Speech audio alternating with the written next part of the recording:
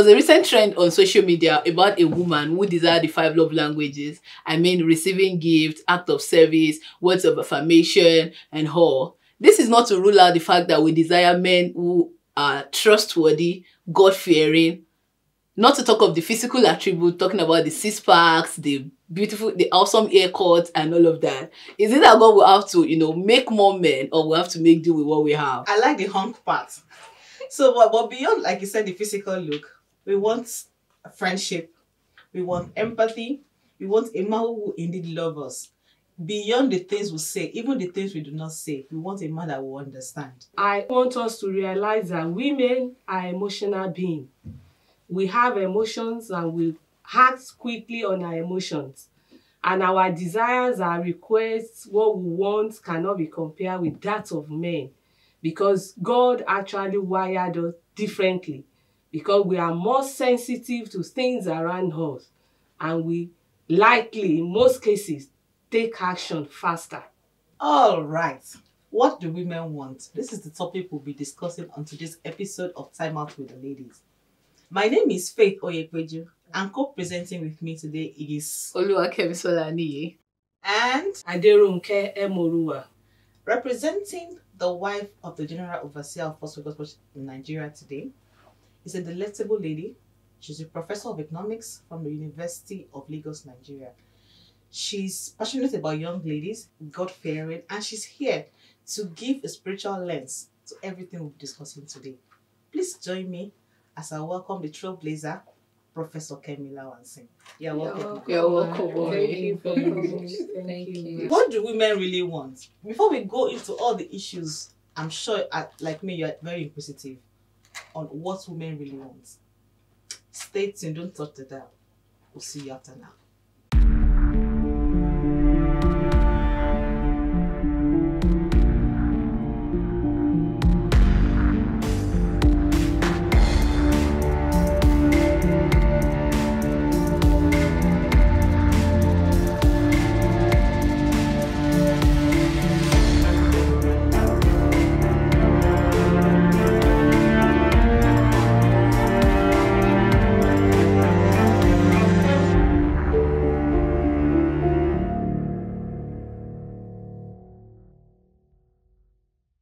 Have you been wondering what women really want? Or you have something to say about this? Send us a message on social media using hashtag TOWTL on all our social media handles. _Foursquare TV. We'll be glad to hear from you. Kemi, do you want to girl the cat? What do women really want? This topic is actually very amazing because a lot of people have this question. What is it safe that you people want? Like, you guys cannot articulate what you want, this and that. This moment you want a God-fearing, loving, kind, amazing. The other moment you want a six-pack. You want everything just set. And as a single lady, I'm like, okay, do we really have people do we really have men who can actually meet this standard? When this one come, okay, maybe this one is God-fearing, but does not dress nice. I'm like, okay, the second criteria has not been met. So therefore, you stay aside. The other one comes, the six-packs is there, awesome, haircut, but it's not God-fearing. Like, okay, what are we going to do? So without let people wondering what we really want, right? What we really want. Omemora, you want to speak to this? This is so nice. What do women want? I want to believe that women really know what they want. We know what we want. And as you are in your submission, you mentioned God-fearing. And as a single, I think the first criteria should be God-fearing. When you want a man that has a fear of God, every other thing that will follow, that man will strive to always please God. The integrity will come in, the truthfulness will come in, the commitment will be there. We should not always be carried away with the physical attributes. In as much as that is really important, we need to be careful and allow God to really work in us and help us to get that will be perfect for us. But I still want to submit that women, as women, we know what we want. And it is always good to align it with the will of God for our life. Thank you. Yeah. So there's this I read on social media recently that women are very difficult to understand. So there's this voluminous book, and someone captioned it by saying that if you want to understand women, you need to read this book. I mean, I was like, oh my God, is it that bad? Are we this complicated? Momila said, do you want to give us perspective? I want to say that every woman should know what she wants. More so when you are a Christian. The Bible says that God made man, and he saw that the man should not be alone. And so God made the woman to be a helpmate to the man. And so every woman should realize that she is not complete without the man. So you should know that because you are not complete, the man is not complete without you. You were made to complement him. So it's not all about what you want as a woman. You should also be concerned about what the man wants. So every woman, the Bible says in Proverbs 14:1, every wise woman, a wise woman builds her home. The foolish pulls it down with her own hands. If you're a wise woman, it is not just that you want everything. You should be able to know specifically what you want and not be selfish. You should carry your husband along in what you want. So it is not everything you will want. You will want what you believe that God wants for the two of you and not just you alone. That's what I believe it should be for every woman. Wow, that's deep. Very, very That's deep. very deep. So Kemi, does that scare you a bit? Yes, because what mommy just said Yeah, now please. talks about you having to compliment and, you know, accept what God has given to you. Let's say a place where you want somebody that is God-fearing, somebody that has 6 packs. This time around, you don't have to be selfish. Since Mama Moro already said, okay, the person should be God-fearing, then you have to maybe let go of the 6 packs, this and that. You won't always get what you want. Mommy, that's what you're trying to say, ma. Yes. That we should not be selfish. Yes. Or should we start telling God-fearing brothers to go and grow 6 packs? Kemi, would that be fine? Sincerely, you know, I get what mommy said about, you know, we will not always get what we want. But the most important, that means there are times that we have to, you know, compliment and just, you know, say no to some things. But what if in a situation whereby there are probably important things? Let's say the brother is born again, is God-fearing, but the brother does not know how to dress nice. As a single lady, mommy, am I going to compliment that too? You compliment that. Because How? as mommy mentioned, even from the Bible, you are a helpmate, a support to the man. So, and that is why when you look at marriage, man and woman in a family, most of the time, there is always a compliment. The one may be quiet, while the other will be outspoken. One will be outspoken, the other will, you know, they will complement themselves. So if this is the will of God for you, and is God-fearing and does not know how to dress, that does not mean that you should go outside the will of God. But you are to compliment that man. Help the man to dress the way you want him to be. This is what that Kemi is talking about, hunk and dressing and everything. Like, she's not spiritual. We should be looking at setting our heart into the spiritual things and the things above. But she's talking about honking, about dressing, about everything. Does that mean that is carnal? Yeah, very kind. No. Not You see, it's good to balance it up. Thank you, It's mommy. good to balance it up. The fact that you're spiritual does not mean you should dress shabbily or not even be able to comport yourself or even be able to communicate properly. And so that's why, like Mommy Emuru has said, you can compliment him.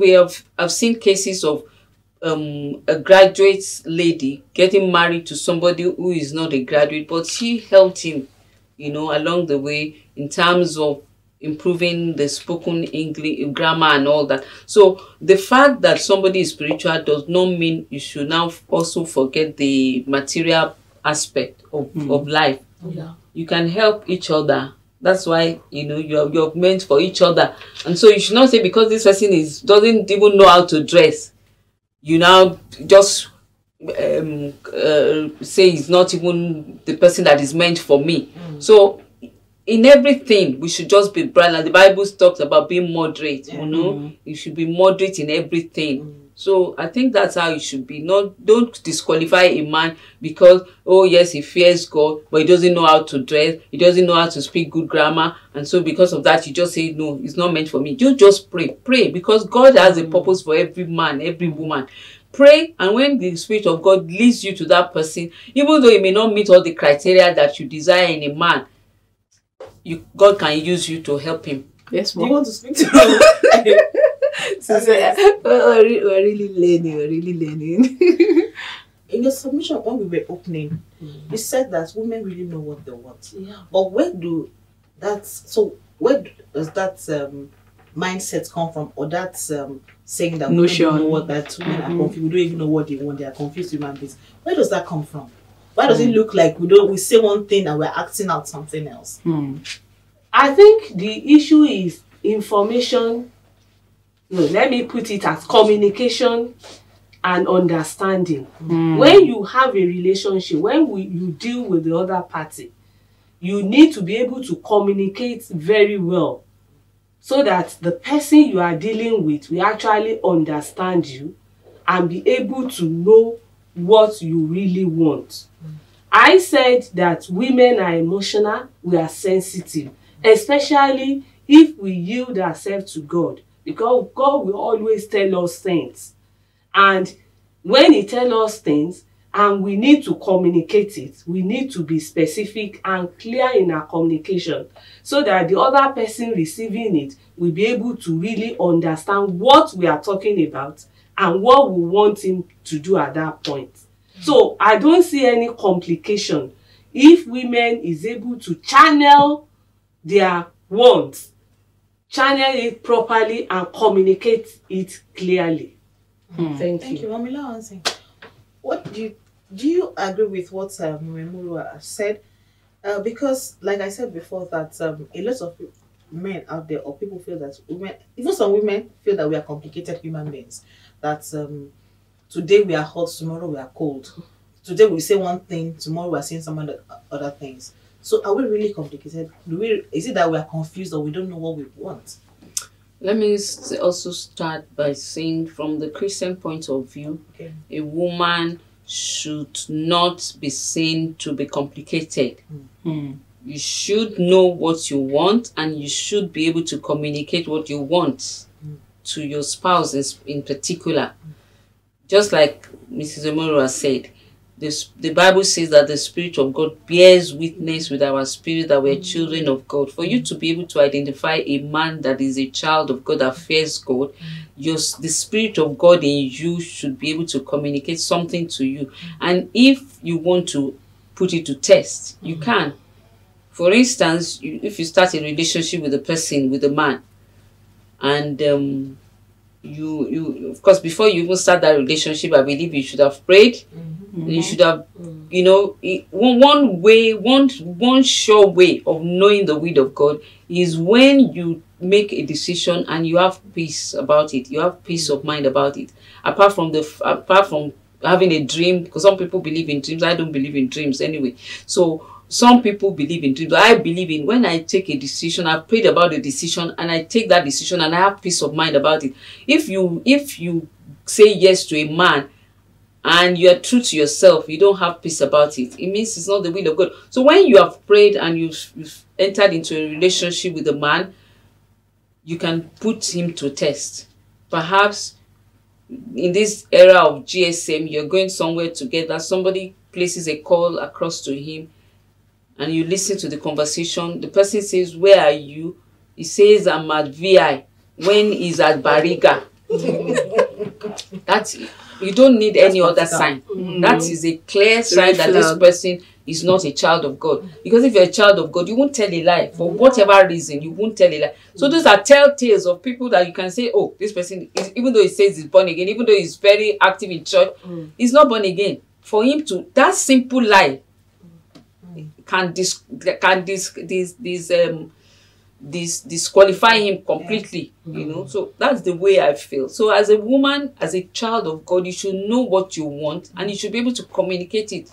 And you should also have the Spirit of God speaking to you. The Spirit of God is still speaking to people if you will be willing to obey. He speaks, but most times we're just disobedient. He speaks, but you want to just do what you feel is better. Maybe what the Spirit of God is telling you is not really going down well with you, and so you just you forget about it and you go on with what you desire. But God is always there to tell you what is right and what is wrong.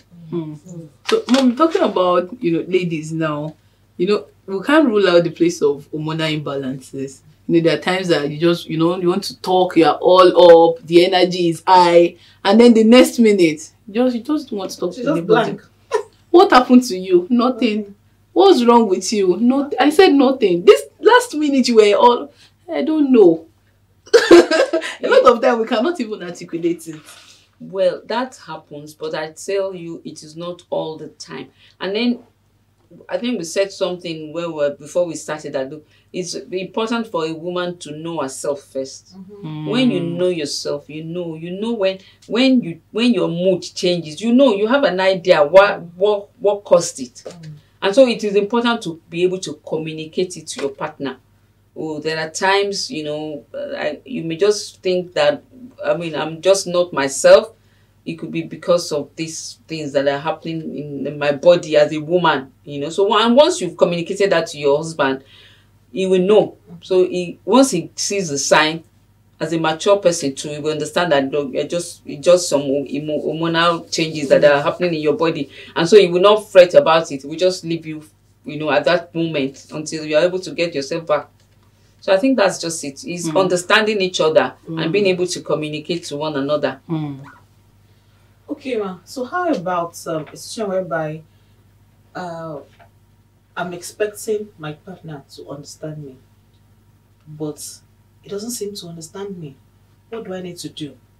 So I'm communicating, I'm saying this thing, but he just does not want to understand me. What do I need to do? And it hurts. You know, what you should first find out is why is it that he's not trying to understand you? You need to know why. So you talk it together. Why is it that I've said this thing to you a number of times, but you don't seem to understand or to know that this is what I want? And so you keep repeating it. And of course, it gets on my nerves if you keep doing it. So there is a need for the two of you to have an understanding, a talk together, and let's see, hear his own point of view. Why does he keep doing what hurts you? He must have a reason. Otherwise, it could be that he doesn't know. So if he doesn't know, you let him know. This is what, maybe when I give you a sign. You know, sometimes you communicate with each other with signs. So sometimes you say, oh, and you didn't even look at me. I was trying to give you a sign. You didn't look at me. So you can get angry. But once you've told him once or twice, he understands that. So next time when you do that, you can understand what you're trying to say. So I think communication is very key in relationships. Yes. Thank you so much, ma'am. Kevin. I'm sure you're really learning from this, like I am. So I think that what we have established today is that communication is key. Very important. It's key. So, and what can also break that communication in between husband and wife or in relationship? What are the things that can bring gaps in communication? And how can we guide against these things as couples? Yes, ma'am. Okay, thank you. As we all have established that communication is key, but at times there may be communication breakdown. There may be some hindrances. So how do we get over it? I want to submit that the best way is to actually, we are looking at a scenario of a husband and a wife. And the best way that communication can sink in is to have cordial relationship at home. Not living like tenants, you come in, we just say a few things and we go your way, I go my way. No. There should be more than that. And that is when there won't be hindrance to communication. You sit, you have time for yourselves, you share ideas, you share your plans, you bring forth your fears, your challenges, you let it open, and you take decisions together. When you allow the atmosphere to be conducive, then the communication will flow. When there is no strife, that the love is there, then you are free to communicate, you are free to discuss, then you'll be able to break the barrier. Thank you, ma. So Kemi, it looks like they're making this thing very easy. Sincerely. So where because if it seems to be like this, then there shouldn't be issues in marriage, there shouldn't be fight, or there shouldn't be disagreement.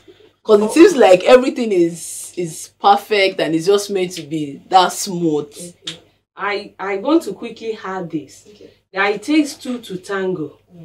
The two parties, even the people that say, no, women are complicated, we can't understand them.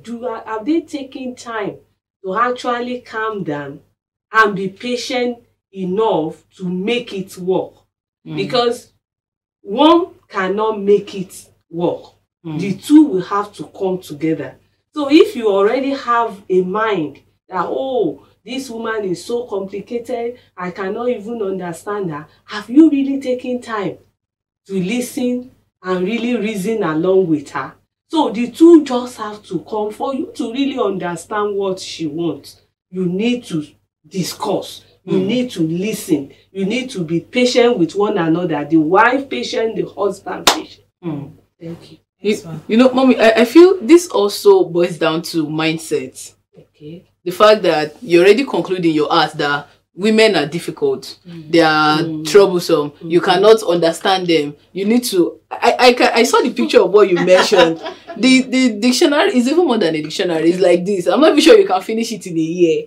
So I think it boils down to mindset. How that we should reorient ourselves on the fact that women are actually not as difficult as you think they are. You can actually understand them. So, Mommy, can you help us say something about that? Yes. Working on our mindset, especially the male. Yes, I would also say, when we're talking about the woman, the man, now we shouldn't generalize. We should be specific, you see, because we are not all the same. Yeah. And so a man should endeavor. It takes a lot of effort to understand your wife. And the same way, the wife also should take time to understand her husband.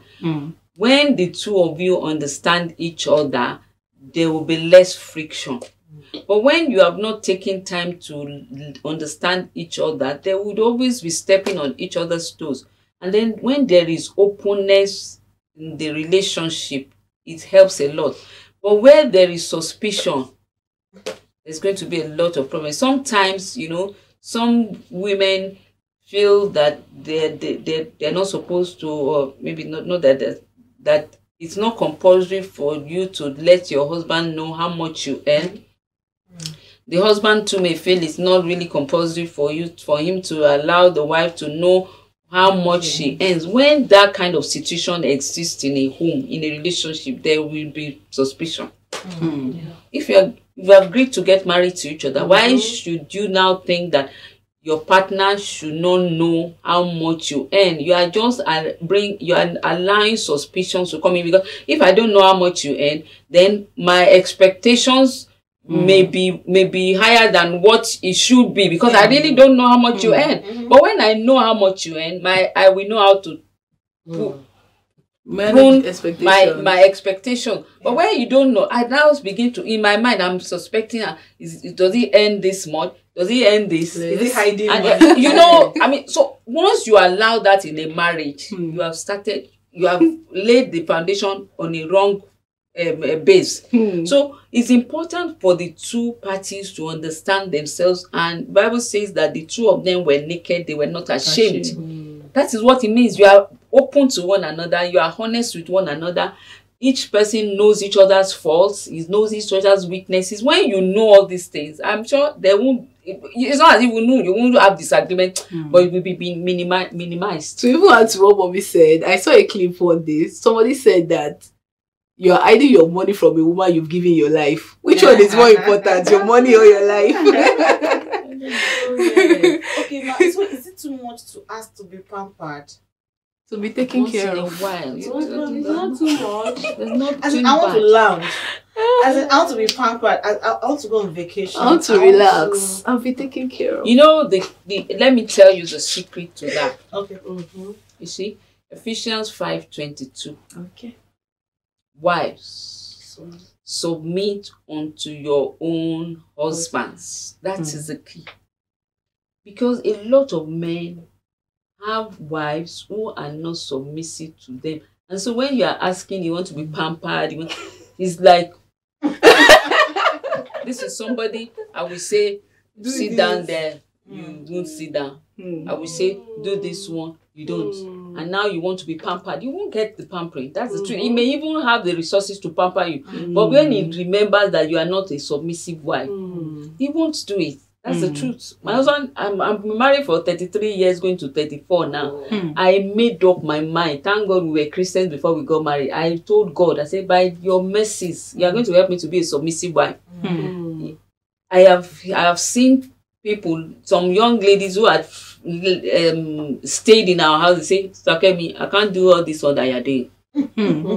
Yes. See, sometimes I've finished dressing up. My husband will say, I don't like this dress. Go and change it.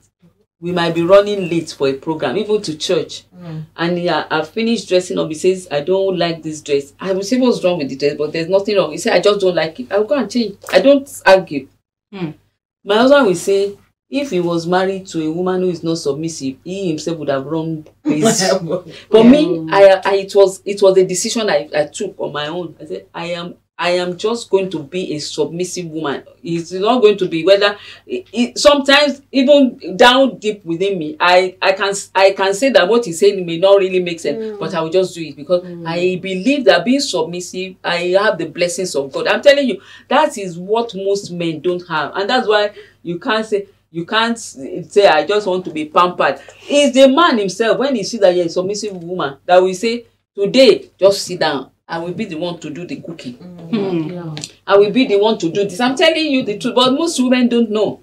They will say, I cannot be submissive. If I want to be this thing, I say I'm a professor, my husband is not. What am I going to gain by so doing? I am a wife first. You understand? So I have made up my mind. And if most women do, I tell you, all these problems that we're having in marriages will not be there. All right, we've been having an amazing session in the studio, and I'm sure you have learned so much as I've learned here. So, Mommy Lawanson has been dropping some nuggets here. So, what do women really want is what we have been discussing. So, do you have something to say to us, or do you really want to challenge some of the things Mommy Lawanson have said? You can join the conversation on social media. It doesn't end here. Just send us a message using hashtag TOWTL on all our social media handles. We are at _Foursquare TV. We'll be happy to read from you and respond to all your messages. Don't talk to that. See you after now.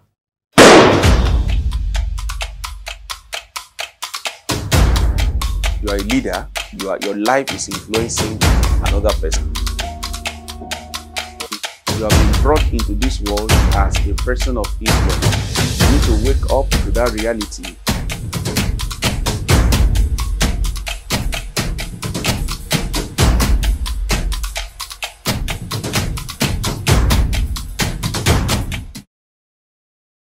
Welcome back. If you are just joining us, this is Time Out with the Ladies, and we've been discussing what do women want. So if you have questions, like I said before, please do not hesitate to reach out to us on social media using hashtag TOWTL. We'll be glad to read from you. So going ahead, we have established that our moms have told us that we as women, as wives in our marriages at home, we should be submissive. We should submit to our own husbands. So, but then again, I know, because I'm a woman and I'm married, that's one thing that maybe also unsettles women is the sign of insecurity. When there's a sense that a woman's intuition should not be disregarded. So how does a woman address all of this when she feels insecure in her home? How does she address that? That she cannot say it maybe because she can't really lay her hands on something tangible. How does she address those intuitions or feelings that she's having that I'm not safe in this home? Maybe from some cues that she has seen. Thank you very much for that question. Now, from the background that I was coming from, being a submissive wife. When you're a submissive wife, the expectation or the most likely thing is that your husband would have confidence in you to buy assets in your name, maybe properties, cars, and so many other things, and to give you confidence, because every woman wants security. I've not seen it. I'm yet to see a woman who will just say, I'm just married to this man just for whatever it is. You want security, everybody, so that just in case anything happens, we don't pray for eventualities, but sometimes it does happen. And so to give your wife confidence, the man needs to make sure he buys properties in her name, and then also the man must have a firm hold on his people. Some men are just, maybe due to their temperament, they are not able to control their family's members, and so the family members can just throw the wife here and there, and the man will be looking at them and he will not even say anything. Well, such a woman will feel insecure that what if this man drops dead tomorrow? Then that means his family will just do me anyhow. So for the woman to feel secure, the man has to ensure that he puts his family in check, his own family, so that when anything happens, his wife will not be thrown out. And so in order to assure her, you need to make sure it should be obvious to her. She should sign. She should be a party to all the properties, all the assets that you have as a man. That is the only thing that can give a woman confidence and security in the home. So, but I know that for a woman who is not submissive, the man may not be willing to do that. But when you are submissive, most likely the man will be willing to do all that in your name. It is a balance for me. So what if in a situation where the husband is actually, like, you can sense some insecurities? Does this gives the wife the opportunity to try to withdraw her submission? In a situation whereby you are noticing some insecurities and you are not sure, you're already fishing out something, just that you can't lay your hands on it, like Mrs. Faith said. Is it a good time for you to now start keeping your things, or probably start buying your own properties in your name and start securing yourself, since you can't find the security in the man? When you start sensing short things, I think it's time for you to have a talk together. You see, as a child of God, you shouldn't get to that point where you begin to feel, because I feel insecure, I think I should rather start having my own savings by the side and all that. It means that you really don't have confidence in that man any longer, and I don't think that's the way out. It's at that point, I mean, it could happen to anybody along the line, but at that point, you need to sit down together and let him know your mind. Look, I feel insecure, and these are the things I have seen to make me feel this way. And let him come out to tell you what else. I think it just takes the two to talk together, and then you'll be able to get assurance. He can tell you the reason why he's doing something that you feel is making you insecure. And by the time you reason together with one another, so I don't think it's a time for you to start withdrawing your submissiveness, or to start saying, oh, I better start saving by the side without this man knowing. No, it doesn't. It's not a good sign of a good marriage. That's, I make more money than him, but it seems like he's squandering my money. What do I do to secure myself? I need that security. So I need to do XYZ. And he doesn't want me to do XYZ that I want to do. I mean, it's my money. So what do I need to do? I'm not saying that I will not bring what I have that I do not know. But at the same time, I want to also be able to secure myself. when I also know that it's not as driven as I am. As I make more money, I'm more driven, I'm smarter. How would I balance that so that I still have a home? I want to say that first of all, there should be nothing like my money in a marriage. It shouldn't be. It's our money.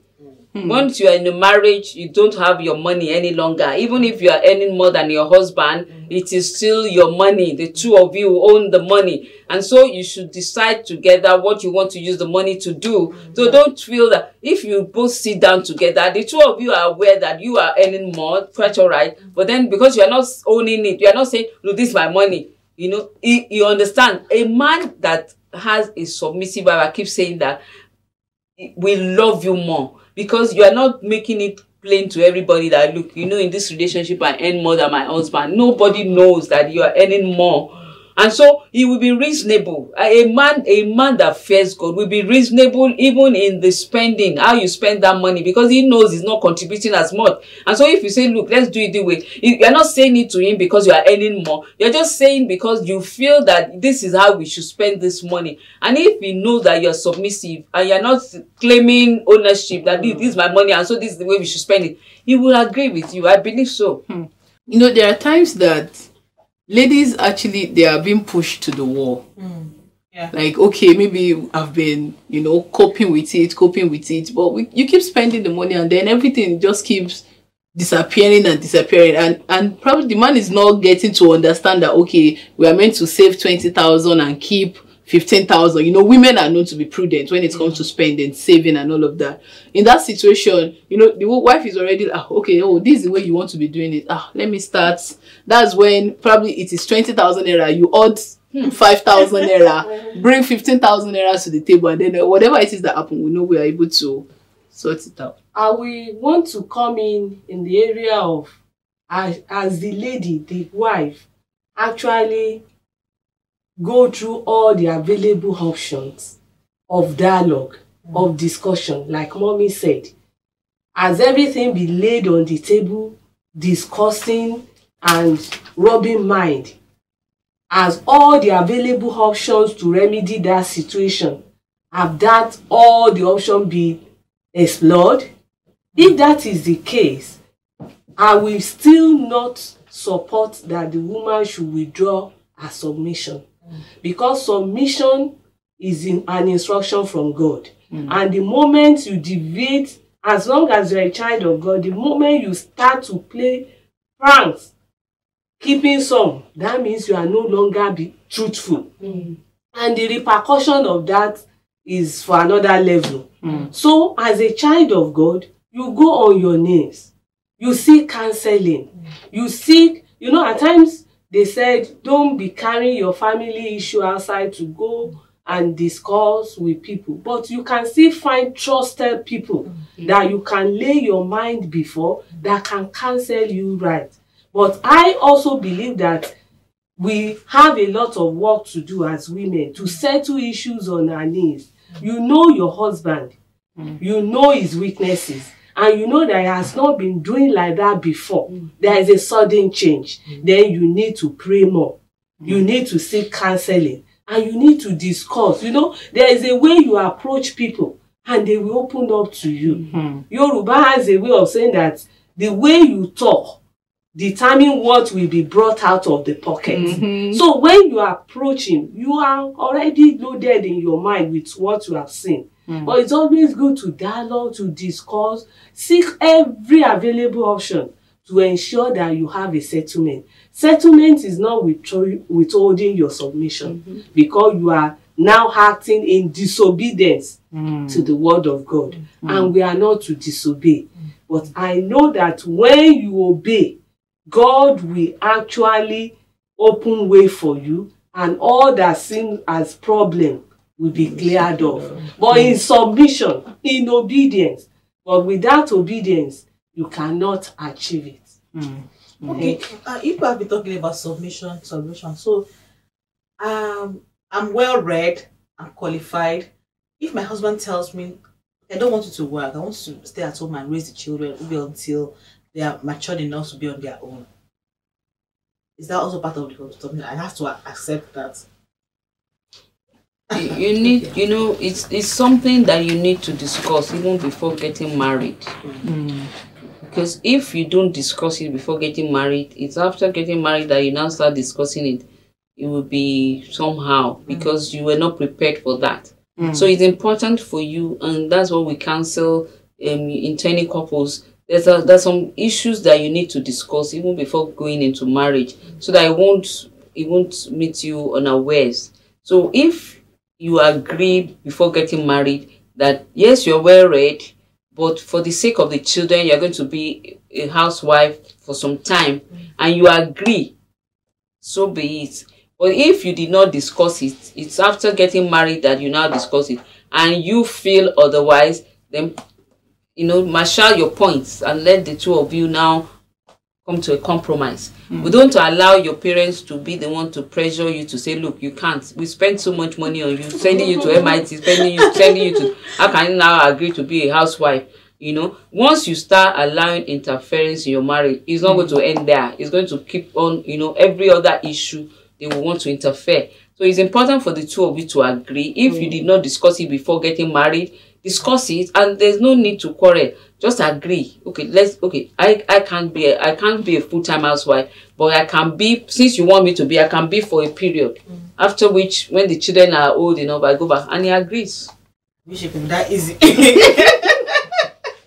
I wish it could be that easy. Maybe also because we have a lot of societal issues that have also crept into the church. So I mean, I've heard advices from people say that when you are making some money, hide some, so that the man can respect you. So maybe when you're in your 50s, that you will know the essence of these things. So what is about 50s? If I may ask, say you need to make money and hide money for yourself so that your husband can respect you when you're in your 50s. When your husband knows that you have a lot of money in your 50s, then he will respect you. I don't understand. So it means there are a lot of counsel around that women listen to, that all that infiltrates into our homes, that now makes a lot of things happen in our homes. Even as single ladies, Okay. we have, you know, parents that advise their children, their single ladies, work, go to school, do whatever you have to do, pursue that career to any length that you desire to, have your own money, don't be a slave to another man, this and that. And you know, we are all out hustling that, you know, you have to be rich, you have to be independent lady, this and that, and Self-made woman. Self-made. And then when we get married, we don't want to just drop everything and just drop all the money, drop all the names and everything. I think that from what they've said so far, there's no crime in aspiring to, I mean, this is a professor's statement. You understand? There's no crime aspiring to be. Yes. Yeah, I think the point I'm trying to drive at is the fact that we've been, you know, they've built us over time to, okay, go for this, do this and that, have your own money. The place of now submitting to, so what you're having saying to is drop that my our money. Parents are not raising submissive girls. To a large extent, you know, because of a lot of time, probably what they experienced when they were young and all of that. Probably because I have a friend whose dad died, and because the mom already told the dad told the mom rather not to work. So when the dad died, the family of the dad took all the properties, and then they were out on the street. So it took the grace of God, you know, to really. So a woman like that will not come in support of a man telling our own daughter not to work because of the things that, you know, have happened. So how do we? I just want to speak to that based on the analysis that mommy gave, that right from the beginning, before you go into the marriage, you have to lay your plans and make some concessions and agreements, which is quite right. Because at the point of marriage, when you are having the counseling, you must have agreed on certain things, especially whether you are to work or not. So it's always good to understand yourself before going into that marriage. And peradventure, you did not do that, which I'm repeating what she said. And along the line, the issue came up. You know, we have different scenarios.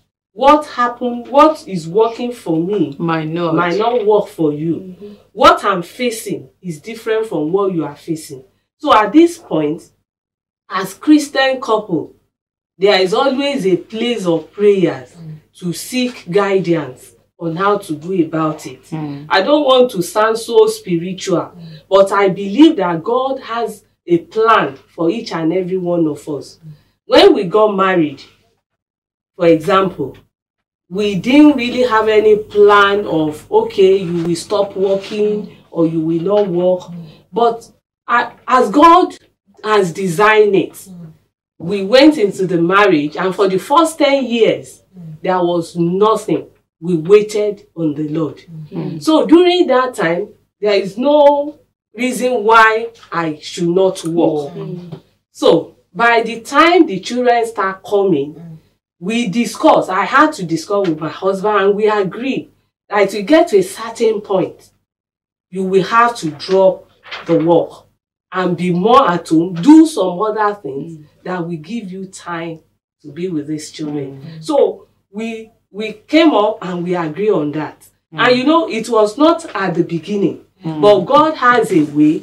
So that's why I said individual differences we actually have to come in. And as children of God, we should not leave the God factor out, because He has a plan and purpose for each one of us. Sincerely, this conversation has really showed that we women, we know what we want. But Mommy, how do we help the men to understand us better? You mentioned a point the other time that I feel you should actually hammer on, is the part where we communicate what we want.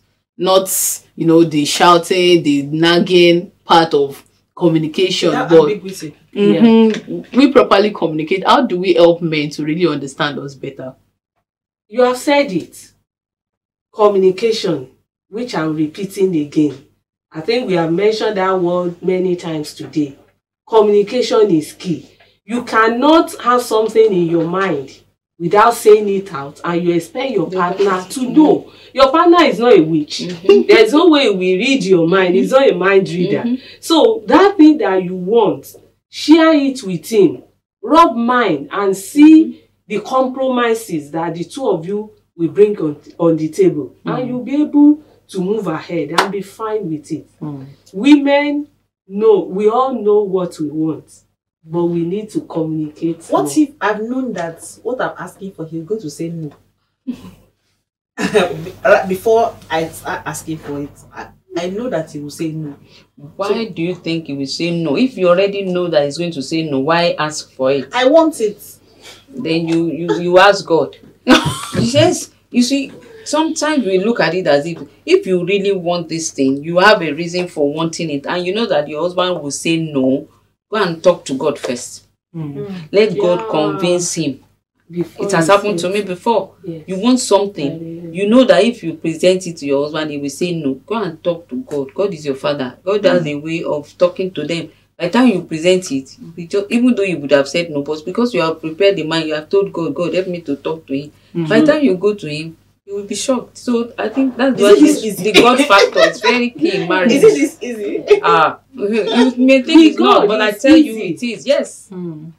You'll be shocked at what God can do if we only enslave our lives into his hands. Just tell God. Let there be nothing that is too small for you to tell God about. God, I want to ask for something from my husband. I know that if ordinarily I ask him, he will say no, but God, help me talk to him. Help me convince him that I need this thing. So by the time you go, the Spirit of God has done the work. It will just be easy. It sounds easy, but I tell you, it is. It's if you believe it, it will work for you. All right, we have learned so much today, and it's amazing how time flies.